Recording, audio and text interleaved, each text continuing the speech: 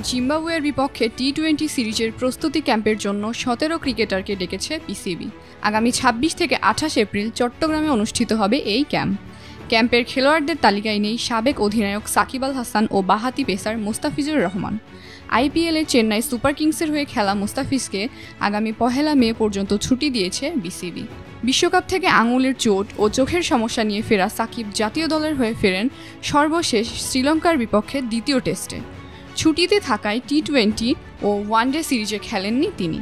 বাংলাদেশের হয়ে সাকিব সর্বশেষ টি-20তে খেলেছেন গত বছরের জুলাইয়ে আফগানিস্তানের বিপক্ষে, তবে খেলেছেন প্রিমিয়ার ক্রিকেট লিগের প্রথম পর্বের কয়েকটি ম্যাচে।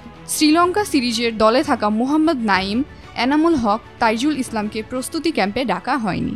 তালিকায় আছেন বাঁহাতি স্পিনার তানভীর ইসলাম, ব্যাটসম্যান আফিফ হোসেন ও সাইফ উদ্দিন।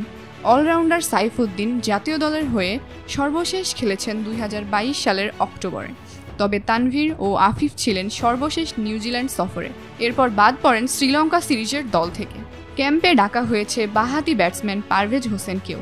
এবারে ঢাকা প্রিমিয়ার লিগে এখন পর্যন্ত 3টি সেঞ্চুরি সহ সবচেয়ে বেশি 585 রান তার। জাতীয় দলের হয়ে 2022 সালে একটি টি-20 খেলার পর গত এশিয়ান গেমসে বাংলাদেশের দলে ছিলেন পারভেজ।